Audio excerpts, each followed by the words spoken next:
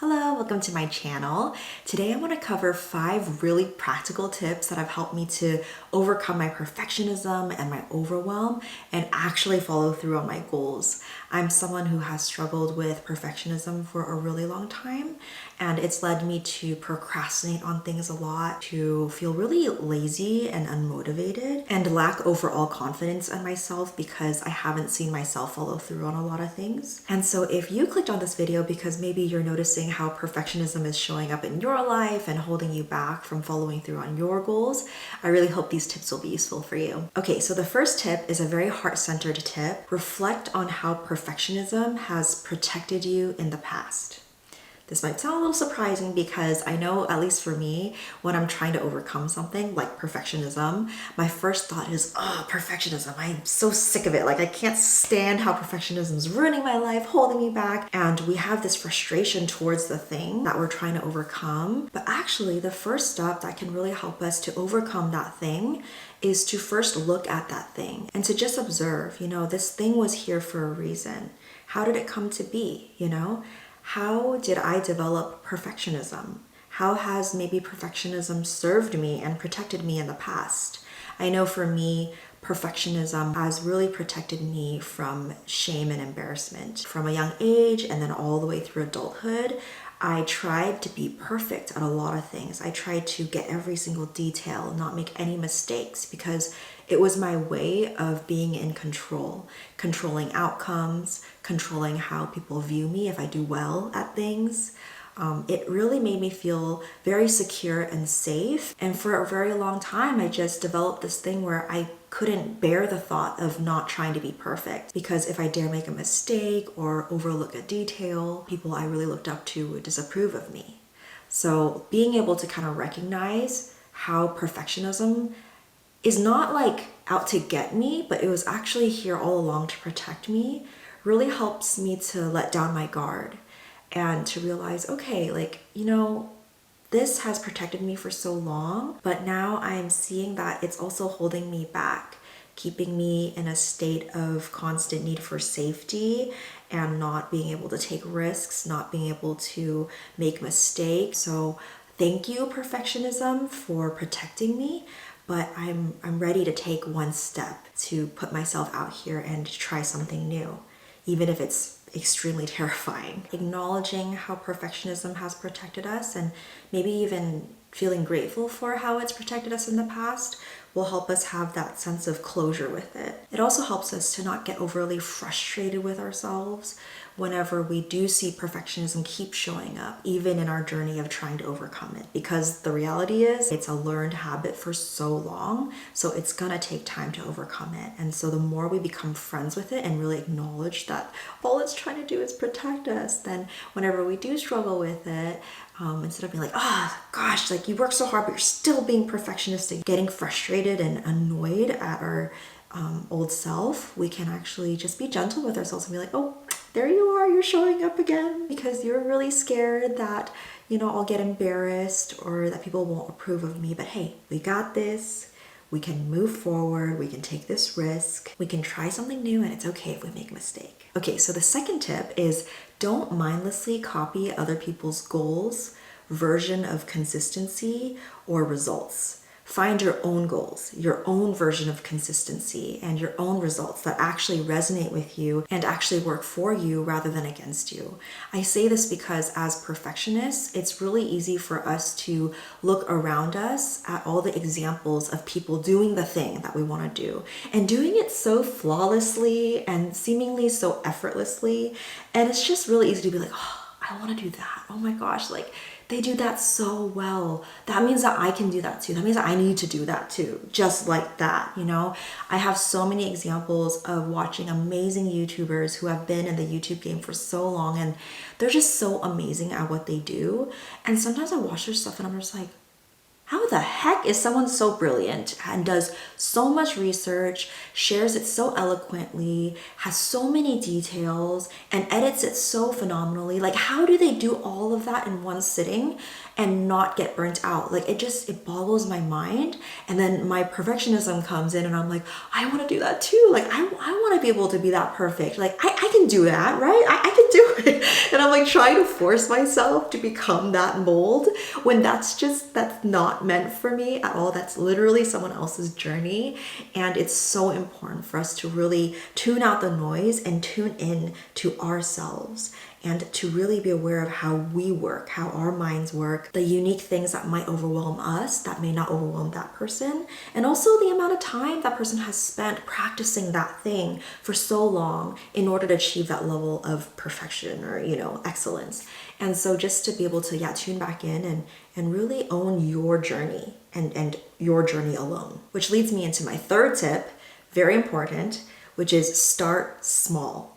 Lower your standards. I know this is going to be so hard as perfectionists because we literally want to be perfect and we have such high standards and we see people doing things in such excellent ways and we can't stand the idea of not doing it just as excellently. But that is the recipe for overwhelm, avoidance, paralysis, and burnout. Anytime I started something with too high of standards, I immediately set up myself for failure. So the key, no matter how hard and unnatural it is to lower our standards. Under promise to ourselves so that we make it a lot easier for us to deliver on our promises. And the more we deliver on these low standard promises, the more we get practice and the more we grow in confidence. And we can actually eventually raise our standards, but like in a sustainable way when we're ready for them. The fourth tip that has really helped me to stay on track and follow through on my tasks is time blocking. So setting a certain amount of time for a certain task. Now, the amount of time we set for a certain task will really depend on the task because every task is different and requires a different amount of time. But as a rule of thumb, I try to ask myself, okay, could I try to aim to finish this certain task maybe in an hour? You can always, adjust as needed. So for example, for my family restaurant, we recently hosted a giveaway last month. And it was my first time hosting a giveaway. I have never really created a post for a giveaway before. I've never generated winners and announced winners or anything like that. It was a very new experience for me and I was naturally super intimidated and I kind of avoided the thing. As the deadline to finish the giveaway kept coming closer, I could notice my anxiety being like, oh my gosh, like once the deadline comes, I have to generate winners. I don't know how even to do that, but I have to. I was so avoidant. And so finally the day came where it was time to generate the winners and announce them. And I was like, oh my gosh, okay, my perfectionism is going to flare up so bad right now. So what is my plan? And so I made a tentative goal to try to generate the winners within an hour. I don't know if you think an hour is a long time, okay? But I already knew myself and I knew that if I didn't make it that goal, it would take me hours, maybe even all day to figure it out. And so I made it a goal, okay, an hour. So I, turned on the timer. My first step was to research how to generate winners. There was this article with like 10 different giveaway sites and the perfectionistic me would be like, okay, let me research, all 10 sites and figure out the pros and cons of each one and then make a really informed decision. And immediately I paused and I was like, oh my gosh, no, if I do that, at minimum, it would take me 15 minutes to research each site. And if I'm researching even just 5 sites, that's already over an hour. And so because of that 1 hour goal, I was like, all right, I'm not gonna be able to research all those sites. What I can do is just kind of pick the top 2 that I see, at a glance that seem good enough. Let me just try the first one. So that's what I did. I clicked on the first one. I created an account and pretty soon I realized that the features it offered was just not enough for what I needed for our giveaway. So I was like, all right, perfect. I'm so glad I didn't waste time researching this in depth, all to find out that it doesn't even really match what I need anyways. So I scrapped that and I went on to the second option. The second option was a lot better, but I immediately found out that you would have to pay to use it. So I was like, oh my God, I thought these sites were free. I put that aside too and I went to the third option. And the third option's features weren't as good as the second one and also required payment. So I was like, all right, I think I'm starting to accept the fact that I think these giveaway sites might need payment. It's been half an hour already and I've, tried 3 sites. I could keep researching like 3 more sites and spend another half hour to hopefully find one that fits my needs and is free or, whatever. Or I can just kind of accept that, maybe it's not worth the time spent and I should just kind of choose that second option. I just made the call to, pay the payment, and I generated the winners. And in 1 hour, I actually finished generating the winners. And I was just mind blown because I knew how fast it took in that hour, and that the old me would have never taken that quick of time to get it done. It would have for sure taken like 3 hours. So I was so happy to be able to get it done in an hour. And then me posting the winners took like another hour, which was already faster than it normally would take, okay? But yeah, so I think time blocking is such a great place to start when it comes to like really setting that boundary and structure for us to constantly ask ourselves, there are all these details I could potentially do, but are they worth the time that I will need to sacrifice in order to get those details done? And having an hour or some sort of like time frame boundary helps you make those decisions, and when it's worth it to make time sacrifices and when it's like not worth it. All right, the 5th and final tip is be flexible. Rather than getting fixated on how reality isn't lining up with your fantasy or your perfect ideal, ask yourself how you can roll with the punches and work with the options you have now. So I have a really personal example of this.